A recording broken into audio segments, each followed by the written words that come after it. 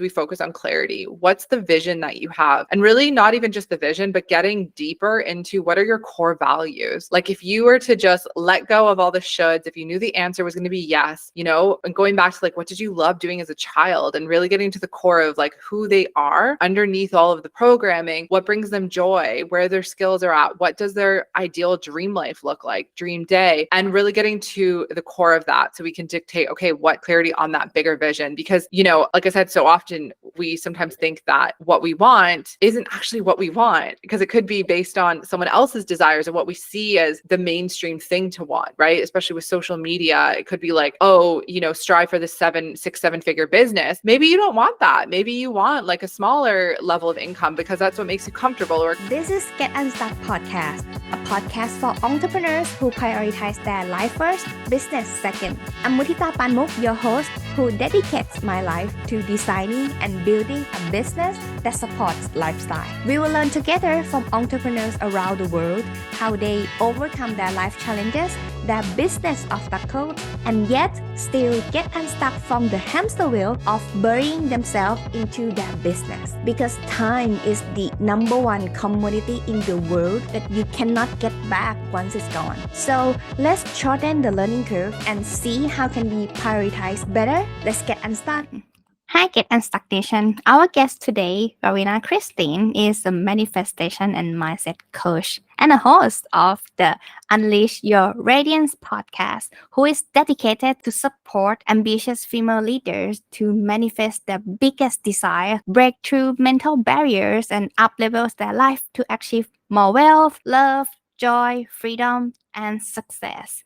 Here at Get Unstuck Nation, we always support you to put your life first and business second. So today we are going to talk about how can you make everything happen. So please welcome Lorina here to our Get Unstuck podcast today. Hi, Lorina. Hi there. Thank you so much for having me. Very excited to be here. So before we get started, would love to know, how did you get into this entrepreneurial journey though? Oh, well, there's like the long version and the short version, but I'll try to condense it a little bit. But yeah, my journey into entrepreneurship, I've been in entrepreneurship now for close to 4 years.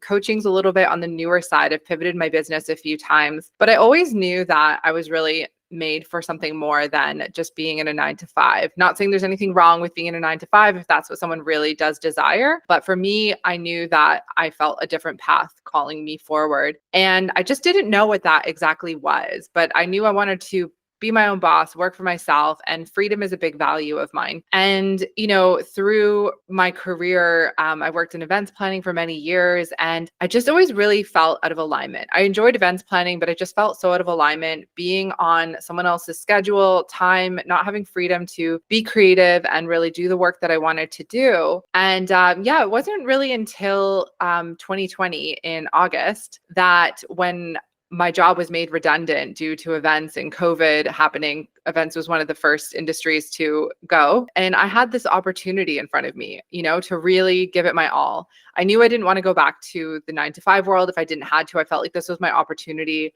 to really, do something.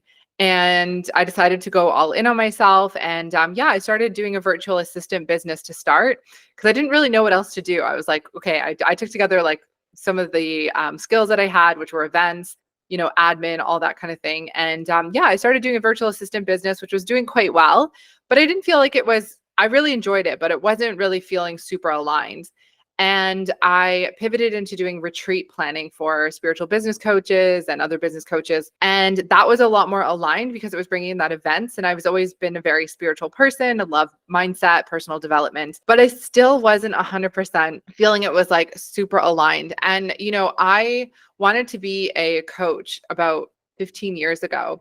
I overcame an eating disorder. I was really struggling with confidence, low self-worth at the time. And I battled an eating disorder and I overcame it myself, which, was such an incredible accomplishment. And through that journey, I really got involved into wellness, into fitness, into learning how to treat myself right, very much into health. And, I wanted to be like a fitness and health coach and wellness back then, but it wasn't the right timing for me. So just like to backtrack about 2 years ago, I was at the gym working out and I've always really been still into fitness. And I just had this like download come through, and I felt like it was like the universe reminding me how badly I used to want to be a coach and help other women to really create a life that they want and to see how incredible they are and to empower them.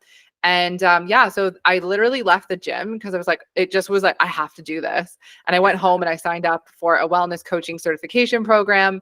And that was the kickstart of the journey. And from there, I've gone on to, yeah, a deep dive into getting certified as subconscious reprogram manifestation, a mindset coach, and a few other certifications along the way as well. And here I am today, combining what's amazing because I've been able to take my events, my retreats background, as well as my virtual assistant, and bring it all into my coaching business. Because now, on top of running coaching programs and supporting women in one-to-one spaces, I also run my own events, in-person workshop, women's circles, and retreats as well. So it's you can just kind of see how, although it didn't seem like a linear path, everything was lining up to get me to where I am today. It sounds amazing. Yeah, it was an incredible journey. You mentioned that it wasn't alignment many times before. How did you know that it wasn't? So the thing is, and I know we'll get into this as well, but when it comes to creating a life you desire, manifestation, alignment is so important, right? Because also, we only have one life. We want to be living a life that we absolutely love, right? And we live in a world now where there's so much opportunity and so many ways online to work as well, and so many different incredible jobs that maybe weren't available, 20 years ago or so. So to be in a place where you can really be in your purpose today is more accessible than ever before. And I just have always been very much a person that my intuition, my gut is always communicating with me, and I have that connection with it. We all have it. It's just how connected you are to your intuition. And often we can make choices and live our lives based on what we think we should be doing and what others have told us we should be doing, from society, from, our families, cultures, whatever that might be.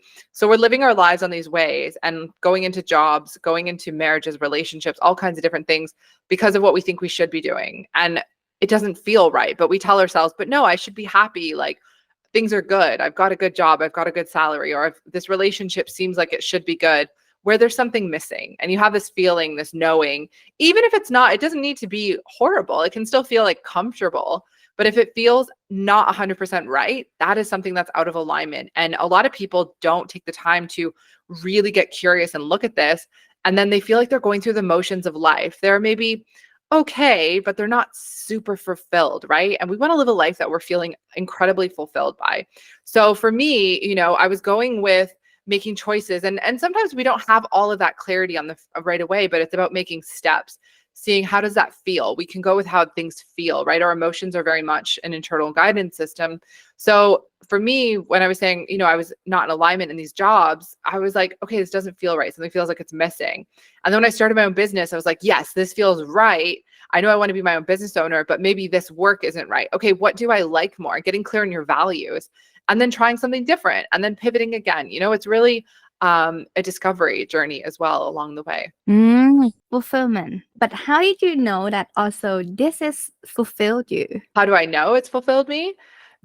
It's brought me incredible joy in my life. Like, this work has changed my life in amazing ways.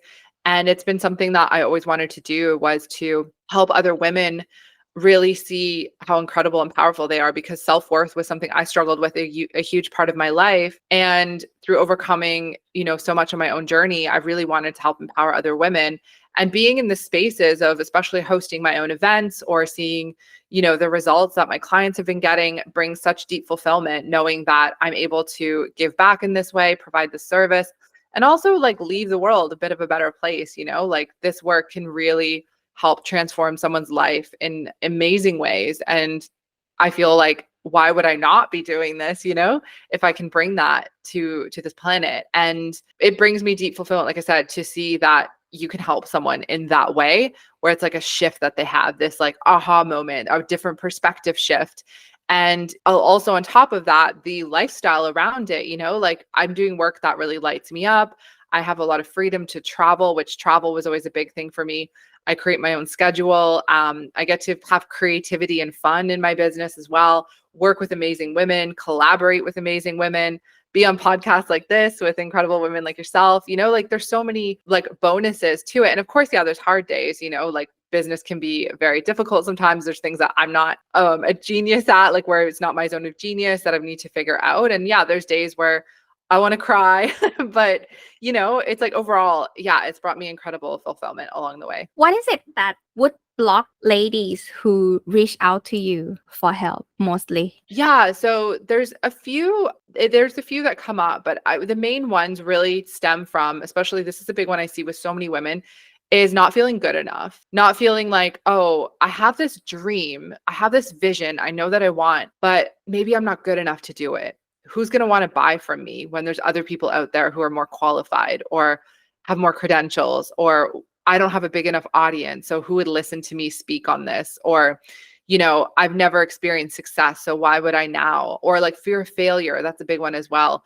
But it really stems down to fear of not feeling good enough, fear of being seen, and fear of being judged, which again, all come back to not feeling good enough. And that is really one of the biggest things I see, and why I'm also so passionate about getting down to that self-worth issue. And, a lot of people can feel worthy in certain areas of their life. For instance, they might feel really worthy of earning a lot of money, and maybe that's something that's always been come naturally to them. But when it comes to a relationship, maybe they don't feel worthy of that love because they didn't see it as a child growing up, but but finance is never an issue. Or it could be maybe they feel worthy of a love, but like they feel like if they have that love, then they'll need to struggle and hustle. They can't have both. So then they don't feel worthy of receiving that financial abundance. So it comes in different forms and waves. And some people don't even realize it's really there. But like I said, especially as women, because we've been told, don't be too much, we struggle with people pleasing, seeking external validation outside of ourselves. This self-worth can really be at the core of so much of our limiting beliefs that allow us to keep playing small and basing our lives on the shoulds of what we think we should be doing, not what we actually want to be doing. And when we're not living in alignment with what feels good to us, what feels authentic to us, and what feels true, then a lot of these, different symptoms can arise in terms of, feeling really dissatisfied, going through the motions of life, low energy, just feeling like you're, like I said, each day, you're just going through each day wondering, is there more for me out there? And there really is, What is the difference? This is something that I also still curious until this day though. Maybe it's because of the language as well, but what's the difference between self-worth and self-confidence? So confidence is something that we're not born with, right? But worth is something we are. Like when you think about a baby knows its worthiness. It doesn't question it because a baby's coming into the world. It doesn't say, am I worthy of getting food and love? Like it just knows that it's expecting that, right? I mean, we just naturally give that to a baby. But as we get older, due to pain, shame, different programming or things we've grown up with, a lot of us start to, like through the subconscious and what we've seen, start to pick up these different perspectives or beliefs about ourselves. So we might not feel worthy of love. Like it could be that, you don't feel worthy of love unless you achieve a certain level of success. Maybe you had, really strict parents growing up that they were so focused on you have to get good grades. And if you didn't, you weren't worthy of, getting that attention or that love. So there's so many different things around that. Or, if you didn't have a father around growing up, then, with women especially this can go into, dating emotionally unavailable men and looking for that validation through these kinds of relationships. So self-worth is really something that's so innate, like we're born with it, but we can lose it along the way. So it's really about coming back to, you're worthy as you are, outside of the external validation, outside of how much money you have, outside of the success. If you stripped it all away, how do you still feel about yourself, right? Do you still see yourself? Like if you were to say you lost everything and you were to go broke tomorrow, do you still see yourself as a high value worthy person, right? Where a lot of people can struggle with that sometimes because they base so much of their identity on what they have and what they have accomplished. So it's really about connecting back to that inner worth because only we can dictate that.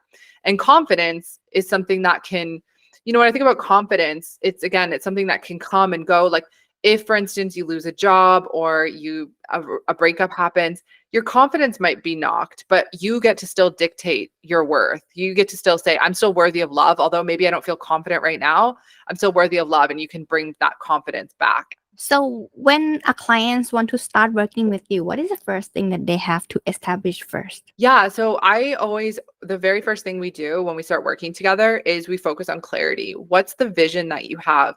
And really not even just the vision, but getting deeper into what are your core values?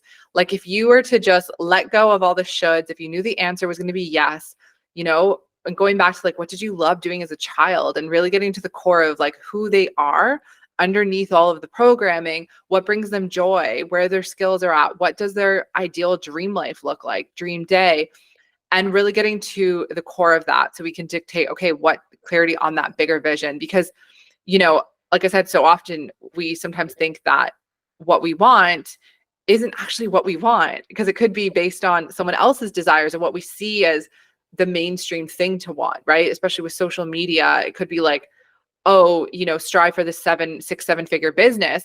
Maybe you don't want that. Maybe you want like a smaller level of income because that's what makes you comfortable. Or it could be strive for the mansion, but maybe you want to live in like a small, tiny house. Like it's really about what is authentic for you. So my biggest thing that I very much am an advocate for is really getting clear on what does your ideal dream life look like to you? What does the success in your business or career look like to you?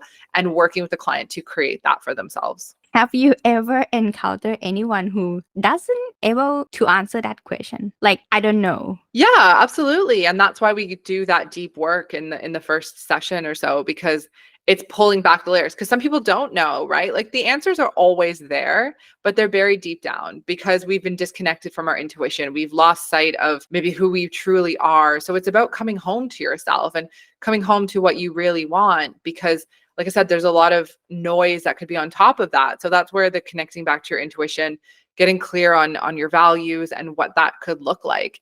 And sometimes that might change, right? We naturally evolve as people. So what we want now, maybe in a year's time frame, could be completely different. And that's okay. But this process really can help create that clarity around that again.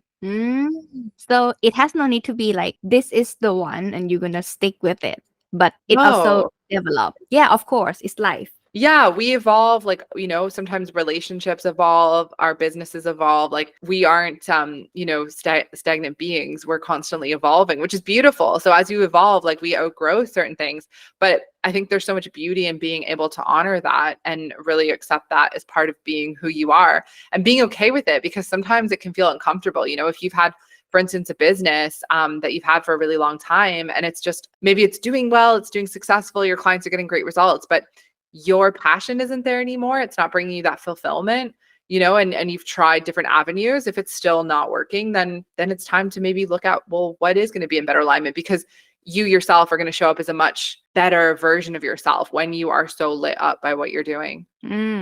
Right. So what's next then after you have gained the clarity? Yeah. So once you have that clarity, then it's really time to start looking at, okay, what's blocking you from taking action towards that? So sometimes say people already have the clarity, but the first thing that will come up is like, okay, so like, we'll just use an example of someone who maybe is still in a 9-to-5 and they have this big, beautiful vision for a business they want to create. And, it's like creating a lot of impact and reaching a lot of people on a global level. And that is amazing. But what often can come up is, oh my God, they're not that version of themselves yet, right? So they need to do a lot of growth and expansion. There's resistance around, I don't feel good enough. What if it all fails? I need to put myself out there. Fear of being seen, fear of being judged. All these limiting beliefs will arise because we haven't expanded ourselves enough yet to be able to step into fully that version of ourselves. So that is where we focus on, okay, where's the gap of you have this vision, what's coming up? And then we really get to the bottom of where these limiting beliefs coming from. And I have some really amazing processes that I take clients through to really help to rewire the subconscious, create new empowering beliefs, and to rewrite their story around why they believe it's not possible for them, or where there's resistance holding them back, and doing like identity and self-concept work. Yeah. Because the truth is, if you have that resistance, it's going to be really difficult to take action towards those goals, right? You're going to start getting into procrastination. There's going to be freezing happening, inaction, self-doubt, self-sabotage, you name it. But if we can get to the root cause of where these are coming from, then it's going to be a lot easier to easily and effortlessly start taking action towards your goals. Yeah, definitely. Because like you always have excuse not to do it. Exactly, because you haven't fully identified as that person yet, or you haven't got to the root cause of the patterns and, you know, the typical like sabotaging behaviors that you might have. I think one thing that makes people procrastinate as well is that sometimes when you wake up and you don't feel like doing it. I also a believer of like you need to balance your energy. Like you need to 100%. really, like, how to say that, wakes up and get ready and keep your mood on the like in the flow, like keep it in the flow. If you're gonna work, just work and then rest, or like something like that. Like we have schedule over here that like, okay, if this is going to be your peak time, just do it. I don't care what time you're gonna check in, check out. My team, they totally work in a different timing. If you see our schedule is totally like all over the place, but like we only have meeting time that I asked to be fixed because like we totally live in a different time zone all over the world. But yeah, so find the flow is so important. So what is it that about energy that we have to manage? Yeah, energy is so important. And I totally agree with what you said. It's really finding that balance with yourself. And especially as women, right? Like we all have different energies with our cycles. And it's really honoring that and understanding where your energy levels are at. You know, and creating schedules for yourself that if you know you're a morning person and you work best, you know, your peak energy levels are in the morning to maybe get the bigger projects done, like sending emails out or writing newsletters or anything like that, then maybe that's the time you do that, right? Maybe afternoons more for like client calls and things like that. So it's really knowing how you work best, but having a morning routine is so important for really getting into that energy flow in the day. Like even if you only have 10 minutes, I know a lot of people are busy. If you can, an hour is amazing, but just really that is your sacred time in the morning. You know, that's setting the intention for the day. That is setting your energetic thermostat for the day. That's really deciding how you want to show up before everyone else gets access to your energy, before, you know, like, and a lot of people, and this is so bad, and I've been guilty of this before too. It's something I'm still working on, but like checking the phone first thing in the morning, right? I've got my alarm on my phone. I do my meditations through like YouTube sometimes. So it's really hard to not all of a sudden open Instagram, open the email, open WhatsApp. But if you really think about it, that is saying that other people's, like someone's post on Instagram is more important than your time of pouring into yourself first thing in the morning. You know, and when I really thought about that the other day, I was like, wow, it's so true, you know, because we can let someone else's post trigger us or, you know, maybe bring a thought into our head. It can spiral us, comparison can kick in, all sorts of things before you've even really woken up. And what happens is the subconscious mind is prime first thing in the morning, where it's susceptible to intaking information, because it's just waking up right before you, or right when you wake up and right before you go to bed. So this is where meditations and doing a morning routine is really incredible for affirmations and putting positive thoughts into your mind to really help, you know, set the tone for the day. But if you're just like opening your phone first thing, that's going to really set you off, you know, it could like spiral you and whatnot. And then you're going to set the tone for the day that way. So it's really important to, get off the phone first thing in the morning, have that time, fill up your own cup, do what you love, right? There's no morning routine that's going to be 100% perfect for everyone, but really getting clear, like, do you like going for a walk and listening to a meditation that way? Maybe it's like doing some yoga or dancing. Like, how can you raise your energy in the morning and like also during the day? Because we can do a morning routine and then fall back into our old patterns throughout the day, but checking in with yourself, right? Maybe after lunch, you need like to do a little dance or do a meditation or breath work, like get back into feeling good. I was having a conversation the other day with a woman and she was mentioning that. She's like, you know, I feel really good in the morning. I feel confident. I feel on fire. And she's like, by lunch, I notice like my mood starts to drop and then like self-doubt kicks in and then I'm just sort of spiral. And I'm like, yeah, you need to stay on top of it throughout the day, right? Check in with yourself. It's so important. Oh, I never think about it that way. Yeah. Thank you for bringing on that. Yeah. Yeah. I practice to wake up without alarm for like the past 5 years. So, oh, wow. That's amazing. Yeah. So right now I could wake up without alarm eventually. And before that, I didn't live in Thailand, right? So I beat the circadian rhythm so hard because I need to like fight for working like couple times because I'm working with like couple time zone, and I need to find a sweet spot that I can still sleeping within the circadian rhythm, because that's so affect about everything. If you sleep, it's gonna screw everything if you not sleep right. Yeah, sleep is so important as well for energy. 100%. That's really, really needed. Good for you for not using an alarm clock. That's well, I guess if you're if you have your own business and like you can decide what time you wake up at or have that freedom, that's amazing. Do you find like you wake up at the same time every day? Yeah, I do. So Okay. because I have anxiety, and I'm a very predictable person. I always say Okay. that.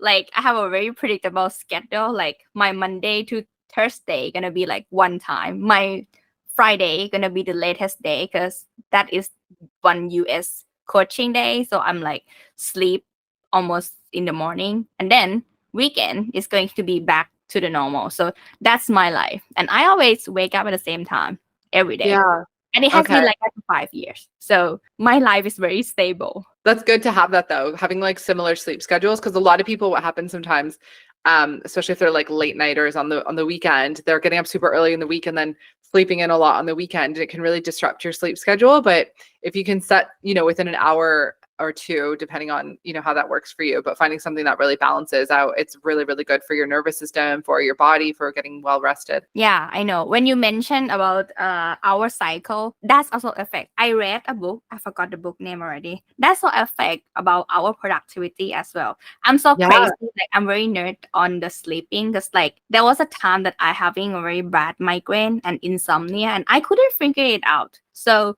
eventually it was because I couldn't sleep according to circadian rhythm, and I need to change that. Wow.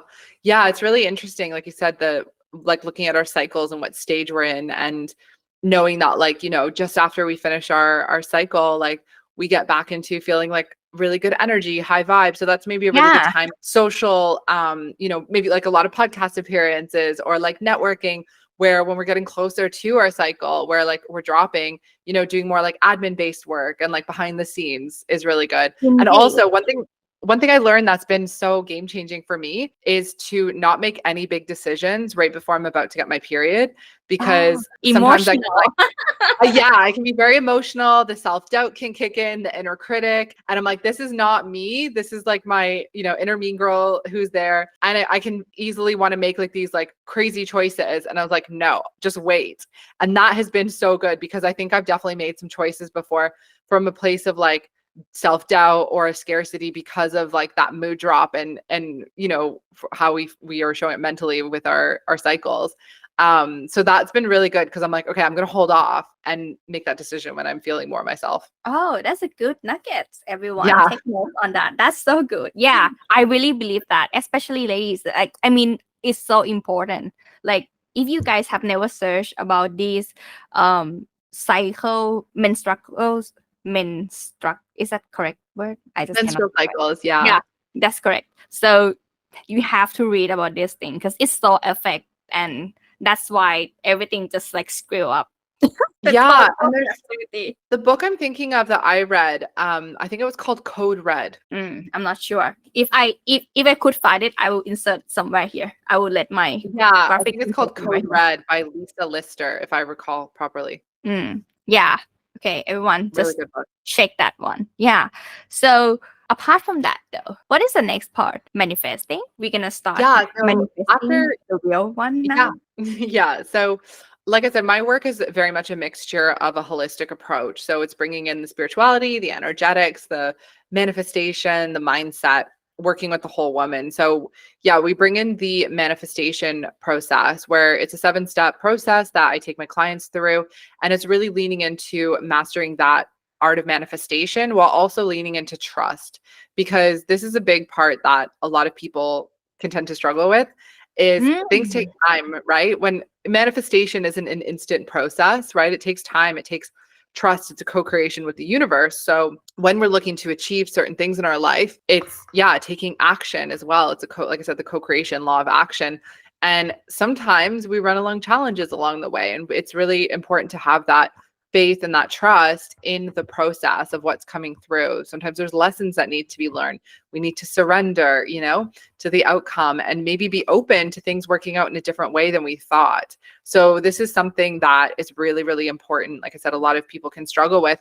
And when we can lean more into this trust with ourselves and the universe, it also really helps without, like, some people might want to give up thinking, oh, it's not working for me because it one time didn't work, right? Where we know with like entrepreneurship and anything that we're looking to create in our lives, it takes trial and error. It's about being resilient as well. But when we can have that, like, go forward with blind faith and have so much trust in, like, yes, I know this is working out. This is going to work out. Like, there's so much conviction behind that. It's going to really help to move forward with your goals and bring forward that energy that you're bringing forth as well when you're looking to manifest your desires. I think trust and self-blame. I'm not sure that you go to that, but for me personally, trust and self-blame is something that is my issue. That has been something that I'm still working on. Self-blame is a really big one, maybe because I have Asian background. Like, everything is like on me. Like, every time it's like it's gonna be on me, and it's kind of like the limiting belief that is like, oh, actually this is my fault and therefore this doesn't happen. Like, thinking very logical like that, that could, I think many people could relate it to me who like have not only Asian background though, but like self-blame in general, like how to say that, Like a guilt? yeah, when you fail or like not satisfied or like too perfectionist. Yeah, perfectionism is a big one that a lot of high achieving women tend to struggle with as well. Yeah. And the self-blame, the fear of failure. Extreme ownership, that's for sure. Like, I'm like on me every time. I'm still working on it. Well, it's really, and that's great that you're working on it. And I think it's really important to, like, know that no one is perfect. There's no such thing as perfection, right? But what happens a lot is when people struggle with perfectionism, they don't take action because they're like, they want it to be perfect, or it takes them forever to take action or put themselves out there. But that's actually really stalling the growth, because we learn from action, right? We can perfect more. Like I said, I don't like the word perfectionism, but like, we can enhance our abilities and learn more, and we only get better by taking action, right? And it builds confidence as well. So, it's really, when you are like identifying as this person of like, I'm a confident, capable person, you're working through your limiting beliefs, you're taking action. At the end of the day, like, even if something doesn't go right or perceived fail, I don't believe in failure. I think it's lessons learned. Because I think failure can be such a negative word for people and instill a lot of fear that's unnecessary. Because I mean, if you look at it as failure, it's inevitable. Like, of course, you don't have all the answers when you're starting out on entrepreneurship or anything in life. So it's trial and error. It's lessons learned. It's like, okay, that didn't work out. How can I do better next time? How can I shift this? Being resilient and having a growth mindset, and also being proud of yourself, saying, you know what, I'm like proud of myself that I put myself out there, that I'm taking action towards building the life I want. And also like doing also what probably like 90% of people don't do, right? A lot of people stay in their comfort zone, but that is really where that resilience comes from. Because if we let that hold us back, like that self-blame or, that not feeling good enough, that's only going to stall the growth. So it's really important to have that compassion and love for yourself along the journey. So in case anyone want to work with you or want to follow you, where can they find you then? Yeah, absolutely. I am mainly on Instagram at Lorina.Christine, and also on my website, LorinaChristine.com. Those are the two places to find me if anyone's interested in working together. Like I said, I have my one-to-one 3-month coaching, which we kind of just spoke about there, in that process that I take people through. And then I also offer group coaching for manifestation mindset programs and different events and workshops as well. So we'll make sure that everything will be put in the description and around here, everyone, and also that book as well. And you also have a freebie also, right? What is the freebie about? Yeah, absolutely. So I'm going to give all of your listeners, the link will be in the show notes as well, but it's a free abundance affirmations track. So it's a daily affirmations track that you can listen to every day. And it really helps to rewire your subconscious beliefs to program for more abundance. So you can start calling abundance in all areas of your life. Oh, thank you so much. So everyone, I hope you get a clear understanding of how to have it all. And in case you want to follow Lorina, the link is down below as well as in the show notes. So thank you, Lorina, to joining Get Unstuck Podcast today. Thank you so much for having me. It was an absolute pleasure.